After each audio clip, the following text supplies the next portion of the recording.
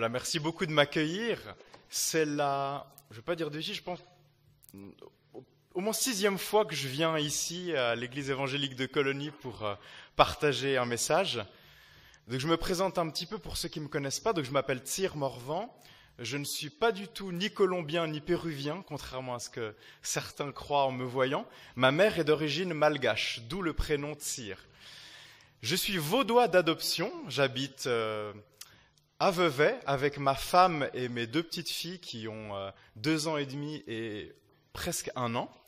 Mais je suis genevois d'histoire et de cœur puisque je suis né à Satigny et que j'ai grandi à partir de l'âge de 2 ans dans le quartier des Eaux-Vives que beaucoup d'entre vous connaissent. Et il se trouve que dans ce quartier des Eaux-Vives, je suis allé quand j'étais enfant à plusieurs reprises à l'église évangélique baptiste dans le quartier des Eaux-Vives. Et donc, plus de 20 ans après, ça fait plaisir de partager ce moment avec vous. Je travaille actuellement dans l'église réformée du canton de Vaud, à la paroisse de Corzier-Corzo, près de Vevey. Je vous propose 3 petites lectures bibliques avant de vous partager un message.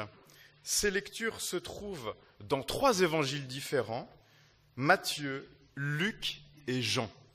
C'est à chaque fois des courtes lectures. La première se trouve dans l'évangile selon Matthieu au chapitre 27. C'est les versets 1 à 5.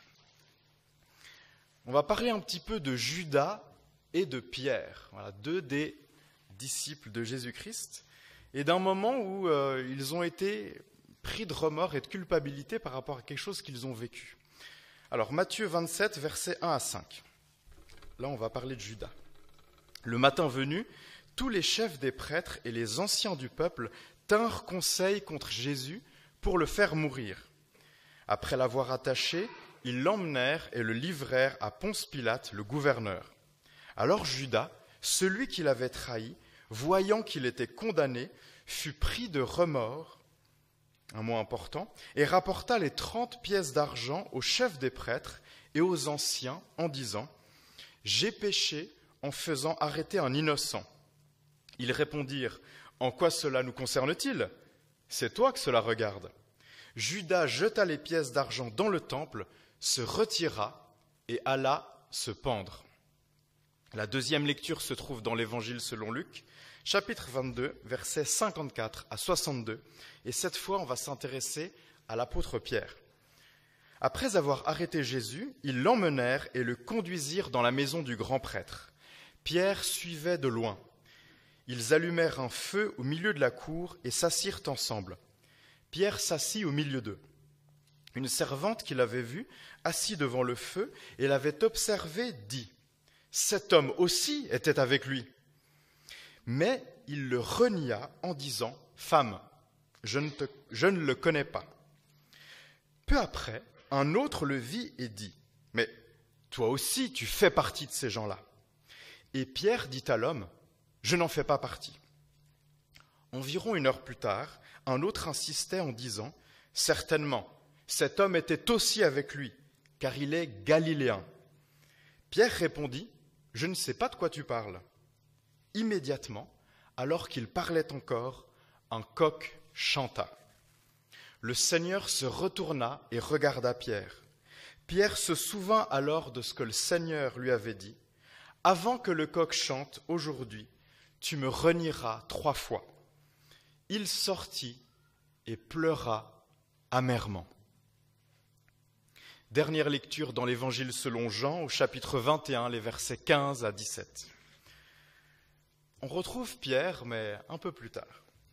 Lorsqu'ils eurent mangé, Jésus dit à Simon-Pierre, « Simon, fils de Jonas, m'aimes-tu plus que ceux-ci » Il lui répondit, « Oui, Seigneur, tu sais que j'ai de l'amour pour toi. » Jésus lui dit, « Nourris mes agneaux. » Il lui dit une 2e fois, « Simon, fils de Jonas, m'aimes-tu » Et Pierre lui répondit, « Oui, Seigneur, tu sais que j'ai de l'amour pour toi. » Jésus lui dit, « Prends soin de mes brebis. » Il lui dit la 3e fois, « Simon, fils de Jonas, as-tu de l'amour pour moi » Pierre fut attristé de ce qu'il lui avait dit la 3e fois, « As-tu de l'amour pour moi » Et il lui répondit, « Seigneur, tu sais tout, tu sais que j'ai de l'amour pour toi.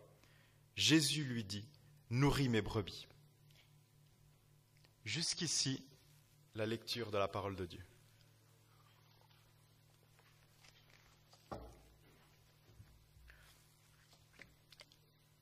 Il y a quelques années, dans mon adolescence, j'ai vécu un moment difficile à la fin d'une année scolaire. Il se trouvait que j'avais décidé d'aller manger après les cours avec des amis de ma classe. Et puis, je ne sais pas ce qui m'a pris, mais à ce moment-là, j'ai décidé de ne pas dire à mes parents que j'allais manger avec des amis, alors que pourtant, ils l'auraient très bien accepté, ça ne leur aurait pas posé de problème. Et donc, je suis allé manger avec mes amis, et puis en revenant à la maison, mes parents m'ont dit « Ah, mais où est-ce que tu étais ?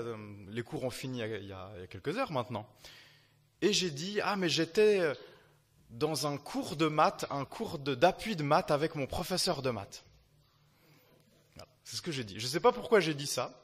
J'avais aucune raison de mentir, mais c'est ce que j'ai dit. Parce que mes parents savaient que j'étais pas très bon en maths.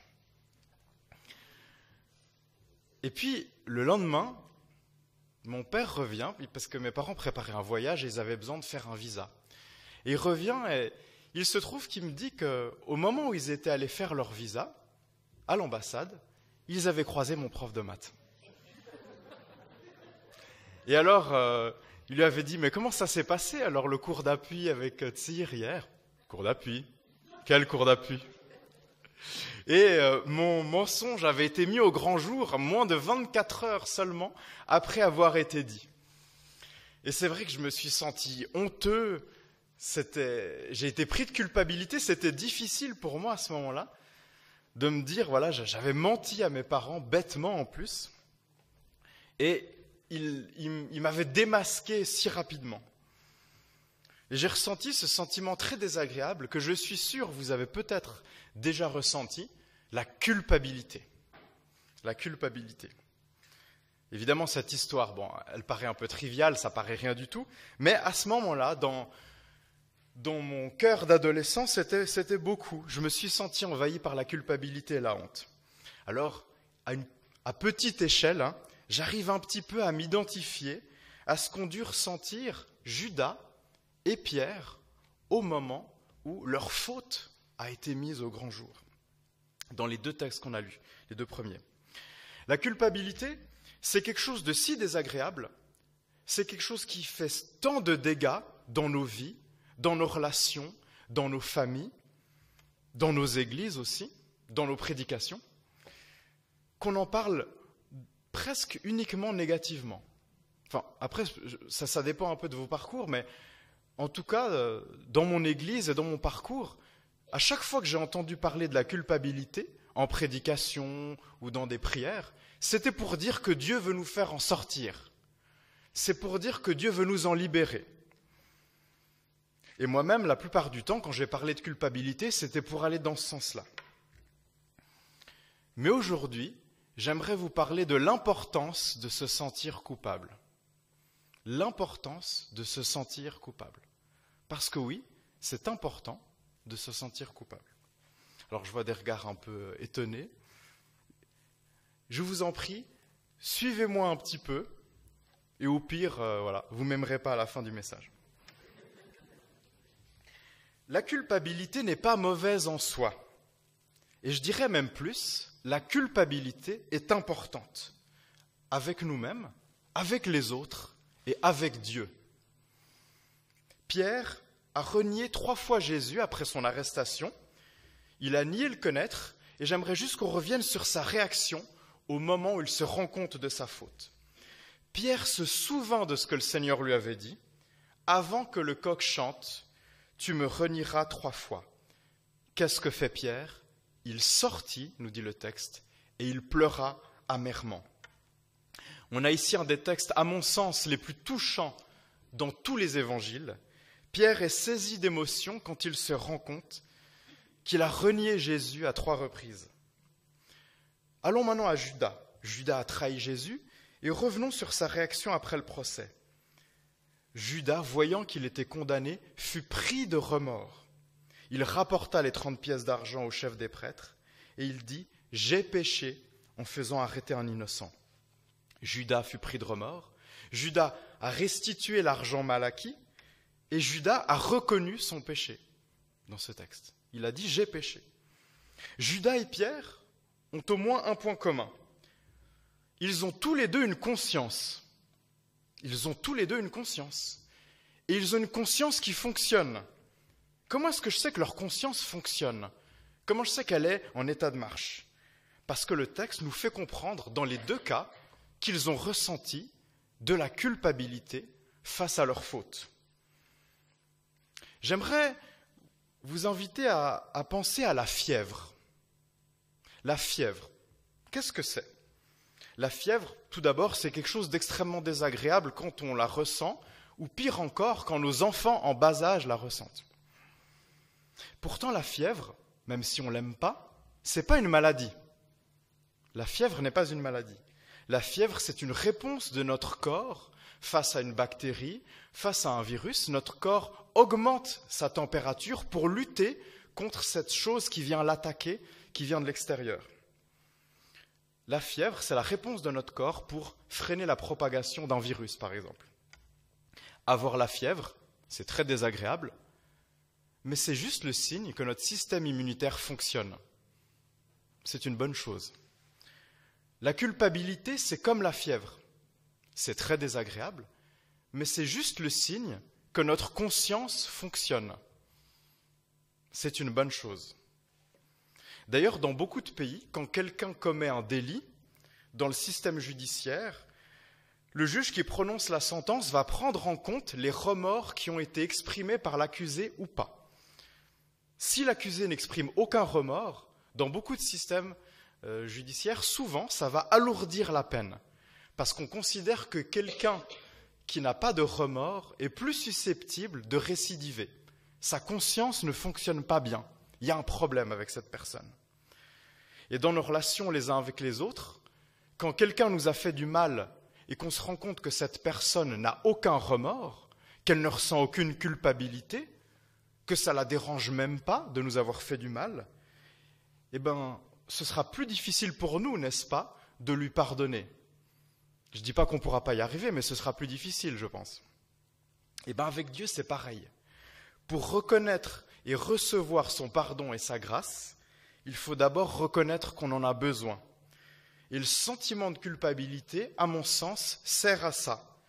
Le sentiment de culpabilité nous montre que nous avons besoin de la grâce de Dieu. Et il devrait nous amener à lui.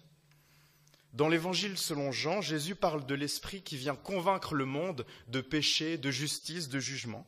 Et une des actions de l'Esprit de Dieu, c'est de nous convaincre de péché, c'est de nous révéler notre péché, et c'est de nous faire le regretter aussi. Alors, j'ai un premier appel pour vous ce matin, ne culpabilisez pas de vous sentir coupable. C'est juste le signe que vous avez une conscience, et que cette conscience fonctionne. C'est désagréable comme la fièvre, mais ce n'est pas mauvais. C'est le signe peut-être que vous êtes à l'écoute de l'Esprit de Dieu et qu'il vous pointe du doigt quelque chose dans votre vie qui a besoin d'être mis à la lumière de Dieu. Mais la fièvre, comme la culpabilité, à un moment donné, ça doit s'arrêter. Parce que si la fièvre continue et continue et continue encore, ça devient de plus en plus inquiétant. Et c'est pareil avec la culpabilité. Je compare la culpabilité, pour ceux qui ont déjà fait des longs voyages, à une escale. La culpabilité, c'est une escale sur notre chemin. C'est un moment par lequel, je crois, on est appelé à passer, mais ce n'est pas notre destination finale. Ce n'est pas là où on doit s'arrêter. Dieu veut nous amener plus loin. Et si on reste trop longtemps dans notre escale, eh ben on risque de jamais arriver au bout du chemin. Le problème, ce n'est pas de ressentir de la culpabilité. Ce n'est pas un problème et ce n'est pas mauvais, au contraire. Le problème, c'est d'y rester sans jamais en sortir et sans jamais arriver à destination. Alors ne restez pas bloqués dans votre escale parce que Dieu veut vous emmener plus loin sur votre chemin. Évidemment, comme la culpabilité, c'est désagréable, et comme on sait quelque part qu'on ne doit pas y rester, qu'on ne doit pas y rester enfermé, mais qu'on doit aller plus loin, on va développer plein de stratégies humaines pour en sortir. Dieu ne veut pas que nous restions enfermés dans la culpabilité, et nous non plus. Alors on va développer des stratagèmes humains pour essayer de la fuir. J'aimerais vous en livrer quelques-uns. Peut-être que vous vous reconnaîtrez ou pas. Un premier stratagème qu'on peut utiliser pour sortir de la culpabilité, c'est de condamner et de critiquer les autres. Souvent, on peut croire que ça nous permettra de nous sentir mieux par rapport à la culpabilité qu'on ressent. Voilà. Si quelqu'un est encore pire que nous, ça nous soulage peut-être un petit peu. Ou bien, un deuxième stratagème qu'on peut utiliser pour sortir de la culpabilité, c'est de compenser. À de nombreuses reprises, j'ai discuté avec des parents, par exemple, qui me disaient leur sentiment de culpabilité de ne pas assez voir leur enfant, et qui me disaient donc, pour compenser, voilà, j'essaie de lui offrir beaucoup de cadeaux. C'est une manière de se soulager. Un troisième stratagème qu'on peut utiliser, c'est de nier. Voilà, on fait comme si on ne se sentait pas coupable, on va enfouir la culpabilité bien profondément, sans jamais la dire à personne, sans jamais la confier, jusqu'au jour, évidemment, où ça va ressortir. Un autre stratagème, c'est de se trouver des excuses. On connaît tous, ou peut-être qu'on a été, cette personne qui a un comportement égoïste, immature, méchant, mais qui va toujours trouver des raisons. C'est parce que j'ai une enfance difficile, c'est parce que j'ai trop peu dormi cette dernière nuit, c'est parce que tous les autres sont méchants. Et un dernier stratagème qu'on va souvent utiliser, c'est de revendiquer son péché. Revendiquer son péché, qu'est-ce que ça veut dire? C'est que face à un comportement qui pourrait me culpabiliser, je décide de dire, je suis comme ça, j'y peux rien, il faut m'accepter tel que je suis. Voilà. Quelqu'un de colérique, par exemple, peut se présenter en disant « j'ai un fort caractère ». Quelqu'un d'égoïste peut dire « je suis une personne indépendante ». Quelqu'un de peureux, qui ne fait pas confiance à Dieu, va dire « je suis sage et prudent ». On arrive tous à le faire parce qu'on a souvent cette capacité assez extraordinaire à parler de nos péchés comme si c'était des vertus. On peut les revendiquer. Et c'est aussi une manière pour nous de sortir humainement de la culpabilité. Le problème, les amis, c'est que ce n'est pas aucun de ces chemins n'est le chemin que Dieu veut nous permettre d'emprunter pour sortir de la culpabilité et arriver à destination. Dieu veut nous proposer un autre chemin, le chemin de la grâce. Le chemin de la grâce. La grâce de Dieu, c'est quoi? On pourrait dire beaucoup de choses, mais j'aimerais relever deux aspects de la grâce. C'est d'abord cette faveur imméritée de Dieu qui est toujours disposée à nous pardonner et à nous relever, mais c'est aussi la puissance de Dieu qui vient nous transformer et qui vient nous sortir de nos comportements et de nos péchés qui nous amènent à la culpabilité. Alors, face à la culpabilité, j'aimerais vous encourager à vous souvenir premièrement de la grâce de Dieu qui est toujours disposée, parce qu'il a donné son Fils Jésus-Christ, mort sur la croix et ressuscité, il est toujours disposé à nous pardonner, il est toujours disposé à nous réconcilier avec lui. On n'a pas besoin d'user de stratagèmes humains, puisque Dieu, en Jésus-Christ, est toujours disposé à nous remettre en relation avec lui. Aucun péché, aucun défaut, aucun comportement mauvais, aucune habitude, même si ça fait 50 ans que vous l'avez, n'est trop grand par rapport à la grâce et à l'amour de Dieu manifesté en Jésus-Christ. En regardant à la croix sur laquelle Jésus est mort, Dieu a révélé notre culpabilité, parce que si on n'était pas coupable, il n'y aurait pas eu besoin de la croix, donc Dieu révèle notre culpabilité, mais Dieu, en même temps, révèle sa grâce qui est encore plus grande et qu'il nous offre et qu'il nous invite à recevoir. Ne soyez pas présomptueux ou orgueilleux au point de croire que votre péché et votre culpabilité sont plus grands que l'amour de Dieu. Dieu est toujours plus fort. La différence entre Pierre et Judas, c'est que l'un a été réconcilié après avoir vécu la culpabilité, l'autre a sombré dans la culpabilité et dans la honte, et ça l'a amené à la mort, nous dit le texte. Judas jeta les pièces d'argent dans le temple, se retira et alla se pendre.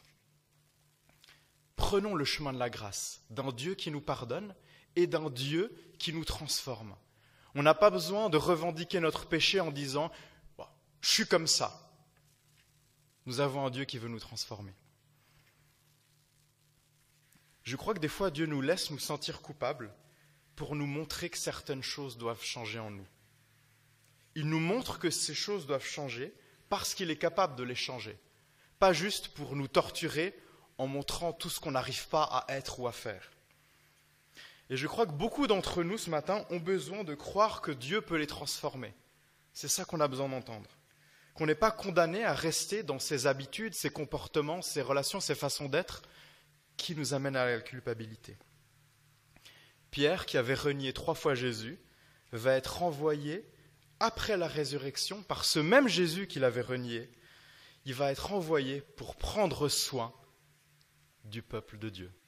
Vous imaginez cette restauration? Jésus lui dit « Nourris mes brebis ». On aurait pu se dire « Mais il n'est pas fiable ce Pierre. C'est la dernière personne à qui je confierais une tâche aussi importante. » Mais quelle idée de confier à Pierre la tâche de prendre soin du troupeau de Dieu. Pourtant Jésus lui dit « Nourris mes brebis ».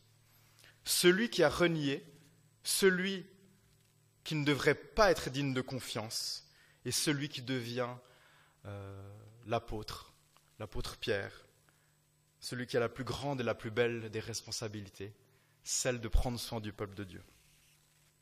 Alors, je finis en vous invitant à nouveau à prendre ce chemin de la grâce. Concrètement, à reconnaître la culpabilité et à la confesser. Pas à la nier, pas à utiliser des stratagèmes pour l'étouffer ou s'en sortir, mais à la confesser, à la dire devant Dieu, et ça peut faire du bien aussi devant les autres. Et puis deuxièmement, à regarder à la croix, où l'amour de Dieu triomphe toujours de notre péché, et à recevoir le pardon de Dieu. Et ensuite, à croire qu'il est vraiment capable de nous transformer, car la grâce de Dieu, c'est cette puissance qui agit en nous. Et dernièrement, à mettre en pratique, à aller de l'avant avec cette vie nouvelle, une vie avec la certitude du pardon et avec cette foi que Dieu nous transforme. Ne restez pas à l'escale, passez-y quand même, c'est important, mais n'y restez pas et allez sur le chemin de la grâce vers la destination vers laquelle Dieu veut vous emmener. Amen. Je vous invite à la prière.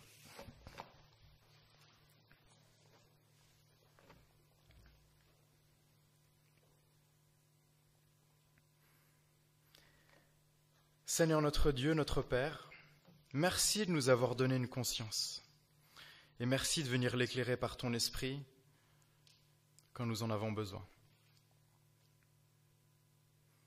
Seigneur notre Dieu, merci de venir nous convaincre de péché, de justice, de jugement. Et Seigneur notre Dieu, merci de venir nous libérer d'une culpabilité excessive, écrasante, enfermante, qui nous empêcherait d'aller vers toi. Seigneur, rappelle-nous ton amour, ta grâce, la croix de ton Fils Jésus. Et donne-nous, Seigneur, maintenant et pour toujours, d'avancer en tant que personne libérée, réconciliée, pardonnée et en train d'être transformée par toi. Seigneur, viens nous pardonner quand nous usons de stratagèmes humains et entraîne-nous plutôt sur le chemin de la grâce. Et pour tout cela, Seigneur, nous avons besoin de ton esprit. Et nous l'invoquons maintenant sur nos vies. Dans le nom de Jésus-Christ. Amen.